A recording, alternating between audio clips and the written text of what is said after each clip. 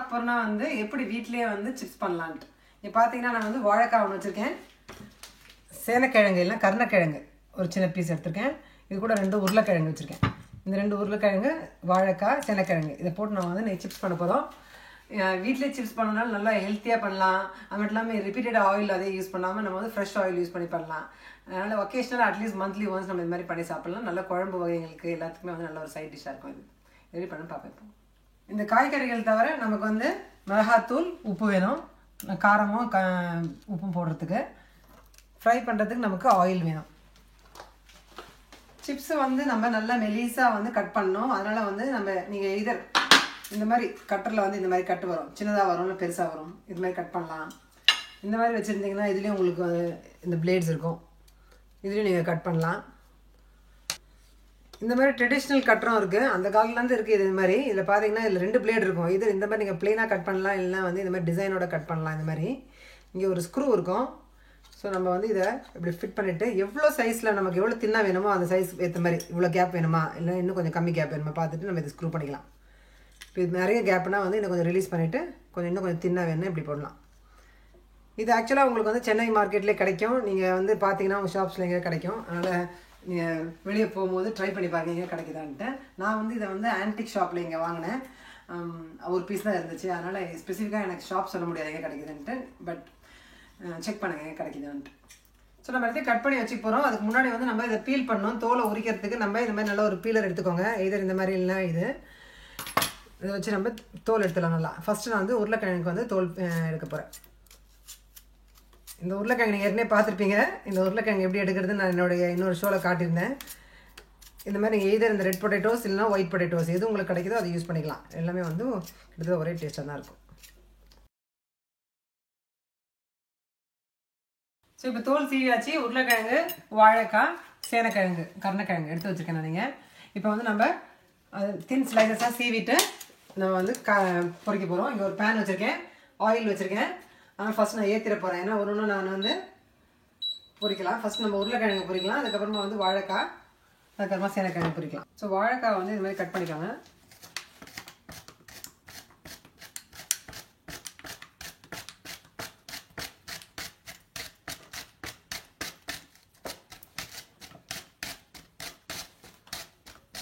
ரவுண்டாக கட் பண்ணால் தான் ஈஸி, நமக்கு நல்லா ரவுண்டாக சிப்ஸ் போட்டுக்கலாம்.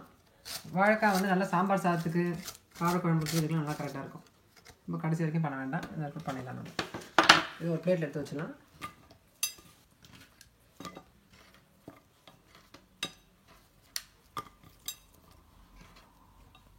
இந்த கருணக்கிழங்கையும் வந்து நீங்கள் இந்த மாதிரி கட் பண்ணி வச்சுக்கோங்க. இந்த மாதிரி நம்ம நல்லா பெரிய பீஸாக எடுத்துக்கணும். அப்போ தான் வந்து நமக்கு கைப்படாமல் இருக்கும்.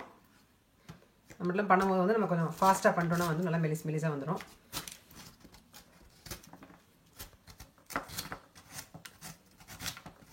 சேனக்கிழங்கு வந்து நல்லா இந்த மாதிரி நம்ம மெலிசாக எடுத்துக்கலாம். அதையும் நம்ம சிப்ஸ் போட போகிறோம். இப்போது உருளைக்கிழங்கையும் நீங்கள் அது மாதிரி சீவி வச்சுக்கோங்க. இது மாதிரி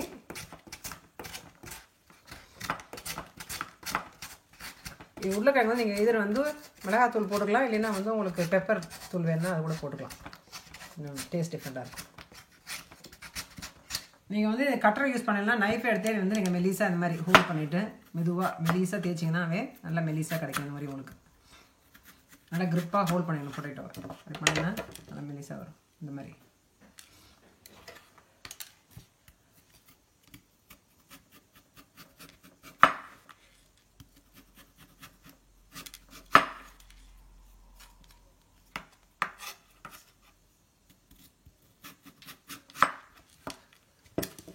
ஸோ நம்ம எல்லாத்தையும் வந்து நம்ம கட் பண்ணி வச்சுட்டோம். நம்ம வந்து எண்ணெயில் போட்டு பொரிக்க போகிறோம்.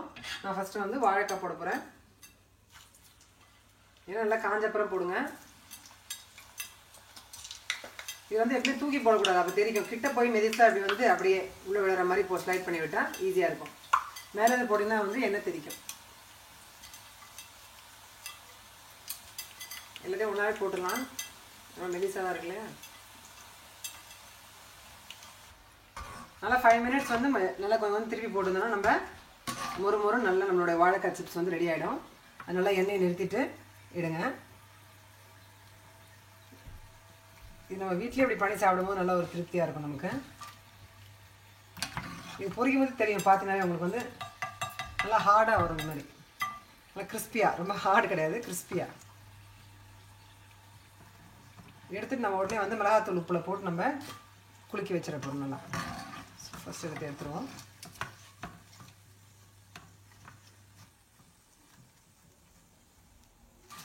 நெக்ஸ்ட் நம்ம என்ன போட போகிறோம்னா வந்து நம்ம சேனக்கிழங்கு போட்டுடலாம்.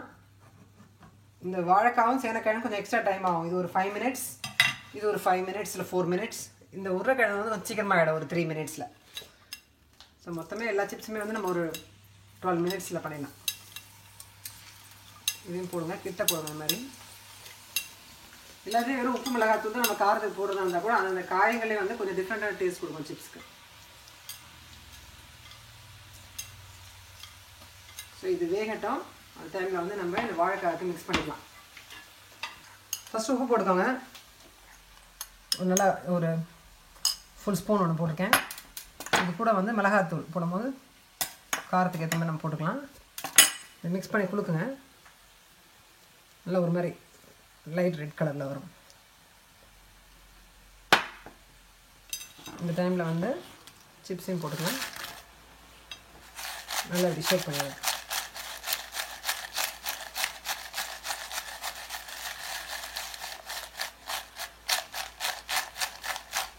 இல்லைன்னா கையில் கூட நீங்கள் எப்படி பரட்டி விட்டுக்கலாம்.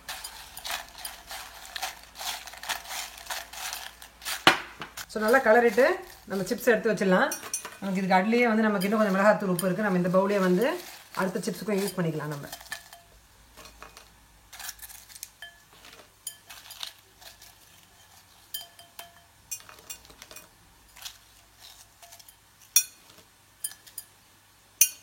இப்போ வந்து நம்ம சேனக்கிழங்கு வந்து கலரி விடலாம்.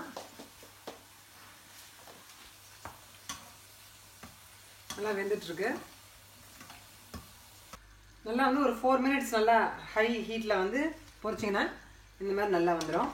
நல்லா கிறிஸ்பியாக இருக்கும். இந்த கலரில் வரும். நல்லா எண்ணெயை நிறுத்திட்டு எடுப்போம். சேனக்கிழங்கு ரெடி பண்ணும்போது வந்து டிஃப்ரெண்ட்டாக இருக்கும். கொஞ்சம் நல்லா பார்த்தீங்கன்னா இதுவும் வந்து நல்லா முறுமுறுன்னு வரும். இப்படி அந்தளவுக்கு எடுக்கணும். முன்னாடி எடுத்திங்கன்னா வந்து கொஞ்சம் நமுத்த மாதிரி இருக்கும். அதனால் கொஞ்சம் நேரம் ஆகணும். நல்லா முறுமுறுன்னு எடுத்துங்க.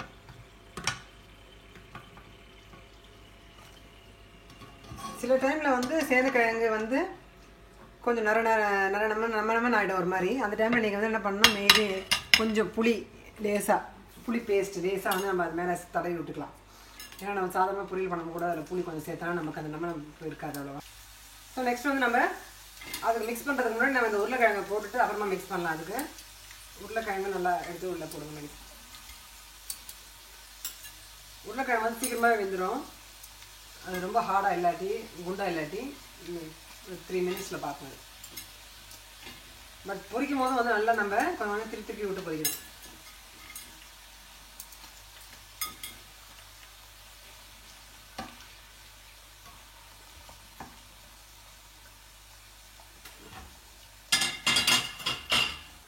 சரி, நம்ம பொரிச்சு வச்ச சேனக்கிழங்கு வந்து நம்ம இதில் போடலாம். சென்னையில் நீங்கள்லாம் கருணக்கிழங்கு தான் சொல்லுவீங்க. நானும் கருணக்கிழங்கு தான் சொல்லியிருக்கேன். என் ஹஸ்பண்ட் நேட்டிவ் வந்து மதுரை. அவர் சேனக்கிழங்கு, நானும் சேனக்கிழங்கு சொல்ல ஆரம்பிச்சிட்டேன். அதை மிக்ஸ் பண்ணிகிட்ருக்கேன், சேனக்கிழங்கு கருணக்கிழங்குன்ட்டு. ஸோ நம்ம கருணக்கிழங்கு சிப்ஸ் வந்து ரெடி ஆகிடுச்சு. இதை எடுத்து தனியாக வச்சுனேன். இது மிளகாத்தூள் வந்து கண்டிப்பாக உங்களுடைய விருப்பம்தான். மிளகாத்தூள் உப்பு வந்து நீங்கள் ரொம்ப கம்மியாக போட்டுக்கலாம். உங்களுக்கு வேணுன்னா நல்லா காரசாரமாக வேணுன்னா கொஞ்சம் நிறைய போட்டுக்கலாம். நீங்கள் உப்பு மட்டும் பார்த்து போடுங்க. ரொம்ப உப்பு போட்டால் சிப்ஸ் வந்து ஸ்பாயில் ஆகும். நம்மளுடைய நல்ல முறுமுறுப்பான சேனக்கிழங்கு சிப்ஸ் வந்து ரெடி ஆகிடுச்சு. நெக்ஸ்ட் வந்து இங்கே உருளைக்கிழங்கு சிப்ஸை ரெடி பண்ணி வைப்போம். ஸோ நல்லா எல்லாம் எண்ணெயில் இருக்கிற மாதிரி நல்லா கலரி விடுங்க. 2 மினிட்ஸில் ரெடி ஆகும். ஒரு 3 to 4 மினிட்ஸில் நம்மளுடைய மொறுமொறுன்னு உருளைக்கிழங்கு சிப்ஸ் வந்து ரெடி ஆகிடுச்சு. நல்லா அதை வந்து எண்ணெயை நிறுத்திட்டு எடுங்க. பார்த்தீங்கன்னா வந்து நல்லா மொறுமொறு இருக்கும். சூடாக இருக்கு. இப்போ அதை எடுத்துடலாம்.